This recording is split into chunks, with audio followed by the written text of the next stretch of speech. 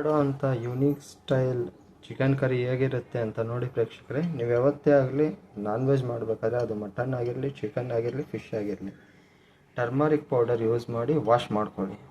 ಅದು ಒಂದು ಸ್ವಲ್ಪ ಆ್ಯಕ್ಟಿ ಬ್ಯಾಕ್ಟೀರಿಯಾ ಎಲ್ಲ ಕೆಲಸ ಮಾಡುತ್ತೆ ಮತ್ತು ಚಿಕನ್ ಫ್ರೆಶ್ ಆಗಿರುತ್ತೆ. ನೋಡಿ ಎಷ್ಟು ಟೆಂಡರ್ ಆಗಿರುತ್ತೆ ಅಂತ ಪೀಸಸ್. ನೆಕ್ಸ್ಟ್ ನಾವು ಯೂಸ್ ಮಾಡೋಂಥ ಐಟಮ್ಸು ಸ್ವಲ್ಪ ಸ್ಪೈಸಸ್ ಯೂಸ್ ಮಾಡ್ತಾಯಿದ್ದೀನಿ. ಜಿಂಜರ್, ಗಾರ್ಲಿಕ್ ಮತ್ತು ಆನಿಯನ್, ಒಂದು ಟೊಮೆಟೊ, ಸ್ವಲ್ಪ ಕೊಬ್ಬರಿ, ಕೊರಿಯಂಡರ್ ಲೀವ್ಸ್ ಮತ್ತು ಕರಿ ಲೀವ್ಸ್. ನೋಡಿ, ಫ್ಲೇಮೇಬಲ್ ಸ್ಟವ್ ಮೇಲೆ ಒಂದು ಬಾಣಲೆ ಇಟ್ಕೊಂಡು, ಯಾವತ್ತೇ ಆಗಲಿ ಚಿಕನ್ ಕರಿ ಅಂದಮೇಲೆ ಒಂದು ಸ್ವಲ್ಪ ಸ್ಪೈಸಿಯಾಗಿ ಥಿಕ್ನೆಸ್ ಆಗಿದ್ರೇ ತುಂಬ ಚೆನ್ನಾಗಿರುತ್ತೆ. ಅದಕ್ಕೆ ನಾನು ಯೂಸ್ ಮಾಡ್ತಾ ಇರೋಂಥ ಮಾಡೋ ವಿಧಾನ ಹೇಗೆ ಅಂತ ನಾನು ತೋರಿಸ್ಕೊಡ್ತೀನಿ ಇಲ್ಲಿ.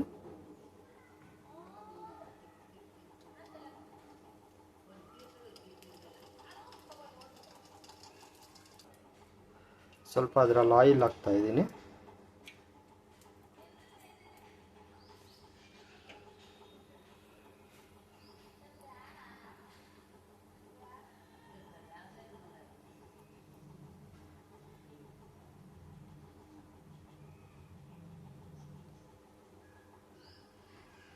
ಸ್ವಲ್ಪ ಆಯಿಲ್ ಹೀಟ್ ಆದಮೇಲೆ ಅದರಲ್ಲಿ ಸ್ಪೈಸಸ್ ಹಾಕ್ಕೊಳ್ತೀನಿ ಫಸ್ಟ್.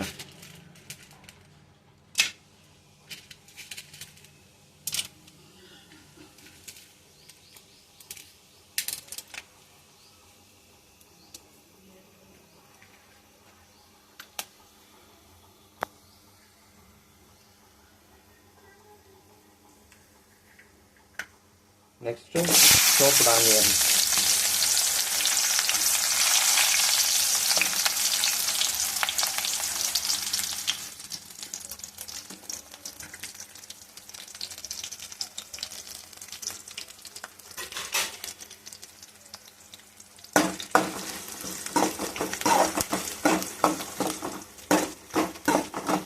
ಸ್ವಲ್ಪ ಡೀಪ್ ಫ್ರೈ ಆಗೋವರೆಗೂ ರೋಸ್ಟ್ ಮಾಡ್ಕೊಳ್ಬೇಕು ಇದನ್ನು.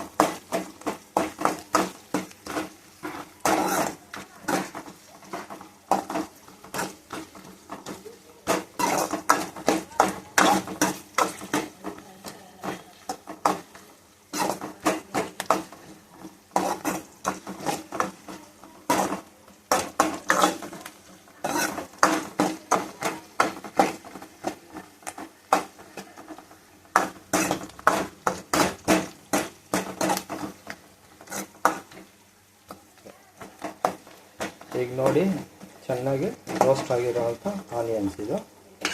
ಅದರಲ್ಲೇ ಜಿಂಜರ್, ಗಾರ್ಲಿಕ್ ಎರಡು ಆ್ಯಡ್ ಮಾಡ್ತೀನಿ.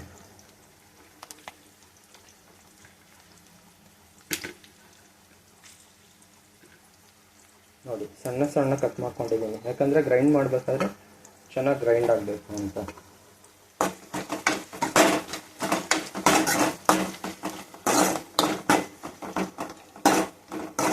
ಇದು ಒಂದು ಸ್ವಲ್ಪ ಹಸಿ ವಾಸನೆ ಹೋಗೋವರೆಗೂ ಚೆನ್ನಾಗಿ ಡೀಪ್ ಫ್ರೈ ಮಾಡ್ಕೊಳ್ಬೇಕು.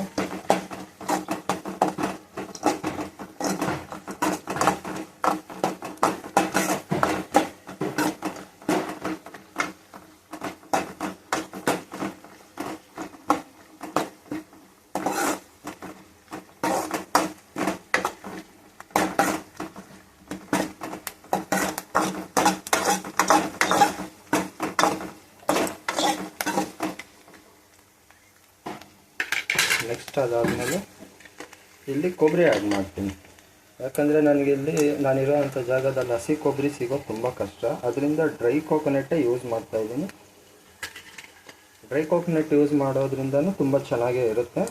ಬಟ್ ಒಂದು ಸ್ವಲ್ಪ ಸ್ವೀಟ್ನೆಸ್ ಅನ್ನೋದು ಬಂದ್ಬಿಡುತ್ತೆ. ಅದರಿಂದ ಒಂದು ಸ್ವಲ್ಪ ಖಾರನ ಜಾಸ್ತಿ ಮಾಡ್ಕೊಳ್ಳಿ ಅಷ್ಟೇ.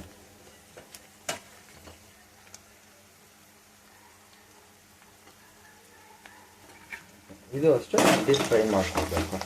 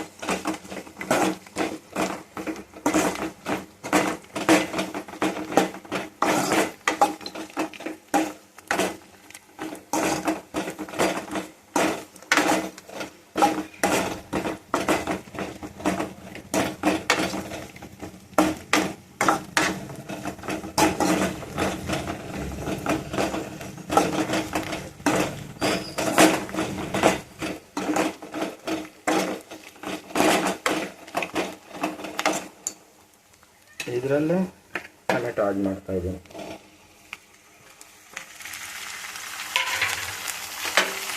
ಇದು ಅಷ್ಟೇ ಹಸಿ ವಾಸನೆ ಹೋಗೋವರೆಗೂ ಸ್ವಲ್ಪ ರೋಸ್ಟ್ ಮಾಡ್ಕೊಳ್ಳೋಣ.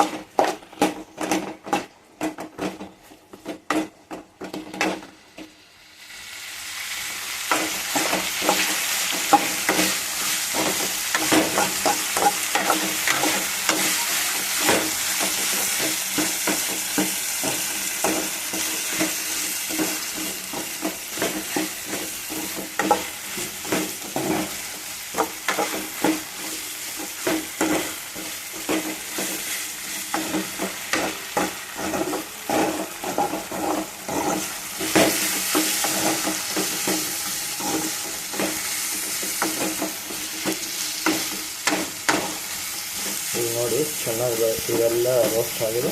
ಇದನ್ನು ಒಂದು ಜಾರಿಗೆ ತೊಗೊಂಡು ಗ್ರೈಂಡ್ ಮಾಡ್ಕೊಳ್ಳೋಣ. ನೋಡಿ ಪ್ರೇಕ್ಷಕರೇ, ನಾನು ಗ್ರೈಂಡ್ ಮಾಡ್ಕೊಂಡಿರೋ ಅಂಥ ಗ್ರೇವಿಗೆ ಬೇಕಾಗಿರೋಂಥ ಇಂಗ್ರೀಡಿಯೆಂಟ್ ಈ ರೀತಿ ತುಂಬ ನೈಸಾಗಿ ಚೆನ್ನಾಗಿ ಗ್ರೈಂಡ್ ಆಗಿದೆ. ನೆಕ್ಸ್ಟು ಕುಕ್ಕರಲ್ಲಿ ಒಂದು ಸ್ವಲ್ಪ ಆಯಿಲ್ ತೊಗೊಂಡು ಆಯಿಲ್ ಆ್ಯಡ್ ಮಾಡೋಣ. ಒಂದು 100 ಗ್ರಾಮ್ ಆಗೋಷ್ಟು ಆಯಿಲ್ ಹಾಕಿ ಚೆನ್ನಾಗಿ ಹೀಟ್ ಆದಮೇಲೆ ನಾವು ವಾಶ್ ಮಾಡಿ ಇಟ್ಕೊಂಡಿರೋ ಅಂಥ ಚಿಕನ್ ಪೀಸಸ್ನ ಅದರಲ್ಲಿ ಹಾಕಿ ಒಂದು ಸ್ವಲ್ಪ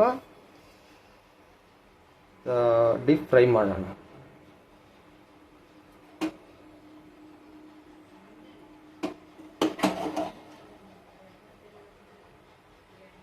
ನೋಡಿ ಚೆನ್ನಾಗಿ ಹೀಟ್ ಆಗಿದೆ ಆಯಿಲಿಗೆ.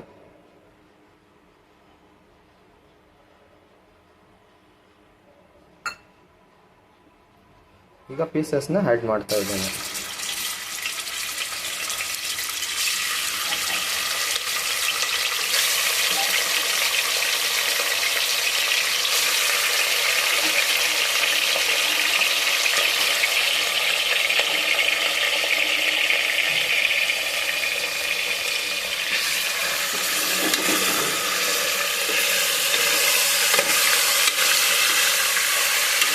ಈಗ ನೋಡಿ ಡೀಪ್ ಫ್ರೈ ಆಗೋ ರೀತಿ ಇದಕ್ಕೆ ಎಲ್ಲ ತಿರುಗಿಸ್ಕೊಳ್ಬೇಕು ಚೆನ್ನಾಗಿ.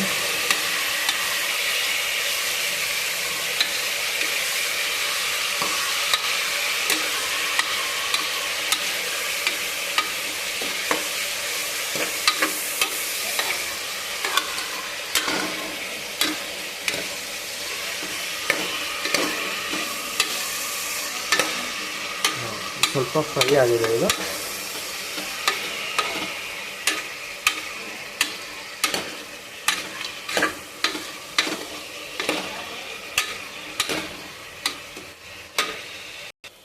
ನೋಡಿ ಈ ರೀತಿ ಚೆನ್ನಾಗಿ ಫ್ರೈ ಆದಮೇಲೆ ಅದರಲ್ಲಿ ಒಂದು ಸ್ವಲ್ಪ ಟರ್ಮರಿಕ್ ಪೌಡರ್ ಆ್ಯಡ್ ಮಾಡ್ತಾಯಿದ್ದೀನಿ.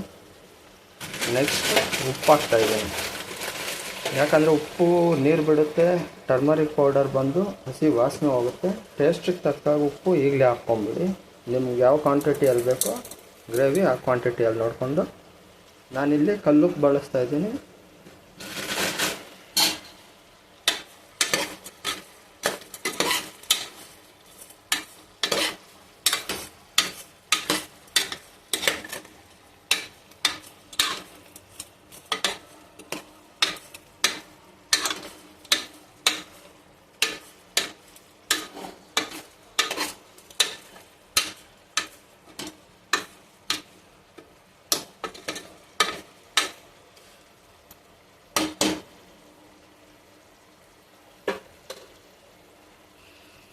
ನೋಡಿ ಈಗ ಇದೆಲ್ಲ ಚೆನ್ನಾಗಿ ನೀರು ಬಿಟ್ಟು ಉಪ್ಪು ಅದರಲ್ಲೇ ಮೆಲ್ಟಾಗಿ ಈಗ ಚೆನ್ನಾಗಿ ನಮಗೆ ಬೇಕಾಗಿರೋ ಅಂಥ ಕನ್ಸಿಸ್ಟೆನ್ಸಿಯಲ್ಲಿ ಫ್ರೈ ಆಗಿದೆ. ಇದು ಇದರಲ್ಲಿ ನಾನು ಗ್ರೈಂಡ್ ಮಾಡಿ ಇಟ್ಕೊಂಡಿರೋ ಅಂಥ ಇಂಗ್ರೀಡಿಯೆಂಟ್ನ ಆ್ಯಡ್ ಮಾಡ್ತೇನೆ.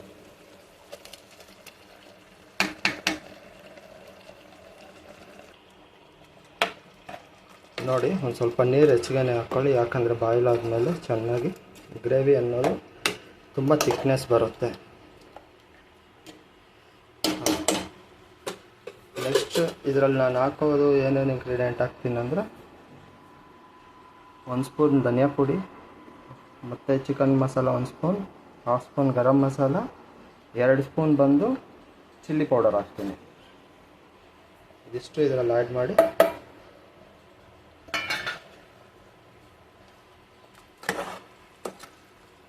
ನೋಡಿ, ನಾವು ನೀರು ಎಷ್ಟು ಹಾಕಿದ್ರೇನು ಇದು ಬಂದು ಥಿಕ್ನೆಸ್ ಅನ್ನೋದು ಬರ್ತಾ ಇರುತ್ತೆ. ಮಸಾಲ ಆ್ಯಡ್ ಆದಮೇಲೆ ಇದು ಬಾಯ್ಲ್ ಆದಮೇಲೆ ಇನ್ನೂ ಫುಲ್ ಥಿಕ್ನೆಸ್ ಬರುತ್ತೆ.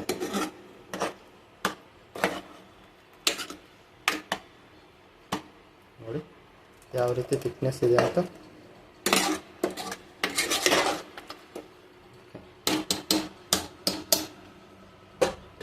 ಇದರಲ್ಲೇ ಒಂದು ಸ್ವಲ್ಪ ಕರಿ ಲೀವ್ಸ್ ಹಾಕ್ತೀನಿ ಈಗ ಫ್ಲೇವರ್ಗೋಸ್ಕರ. ಅದು ಬಾಯ್ಲ್ ಆಗ್ತಾ ಆಗ್ತಾ ಅದರದ್ದೇ ಆದಂಥ ಫ್ಲೇವರ್ ಹೊರಗೆ ಬರುತ್ತೆ. ನೋಡಿ ಪ್ರೇಕ್ಷಕರೇ, ಎಲ್ಲ ಬಾಯ್ಲ್ ಆಗೋದಕ್ಕೆಲ್ಲ ಪ್ರಿಪೇರ್ ಮಾಡಿ ಎಲ್ಲ ಹಾಕಿ ರೆಡಿಯಾಗಿದೆ. ಇದ್ರ ಮೇಲೆ ಲಿಡ್ ಕ್ಲೋಸ್ ಮಾಡ್ತಾಯಿದ್ದೀನಿ. ಇನ್ನೊಂದೇನೆಂದರೆ ಪ್ರಿಕಾಷನ್ ನಾನು ಕೊಡೋಕ್ಕೆ ಇಷ್ಟಪಡ್ತೀನಿ ಅಂದರೆ, ಲಿಡ್ ಕ್ಲೋಸ್ ಮಾಡೋಕ್ಕಿಂತ ಮುಂಚೆ ಒಂದು ಸರಿ ಕುಕ್ಕರ್ ಬೆಲ್ಟ್ ಚೆನ್ನಾಗಿ ವೆಟ್ ಮಾಡಿ ಹಾಕಿ. ಯಾಕಂದರೆ ಒಂದೊಂದು ಸರಿ ಪ್ರೆಷರ್ ಆಚೆಗೆ ಬರದೆ ಸುತ್ತೂ ಲೀಕ್ ಆಗೋವಂಥ ಚಾನ್ಸಸ್ ಇರುತ್ತೆ. ನೋಡಿ ಈಗ ಒಂದು 4 to 5 ವಿಸಲ್ಸ್ ಆಗೋವರೆಗೂ ನೋಡೋಣ ಹೇಗಿರುತ್ತೆ ಅಂತ. ನೆಕ್ಸ್ಟ್ ನೋಡಿ ಪ್ರೇಕ್ಷಕರೇ, ಲಾಸ್ಟ್ ಫಿನಿಶಿಂಗ್ ಈ ರೀತಿ ಬಂದಿದೆ. ಥಿಕ್ನೆಸ್ ಆಗಿರೋ ಅಂಥ ಚಿಕನ್ ಗ್ರೇವಿ.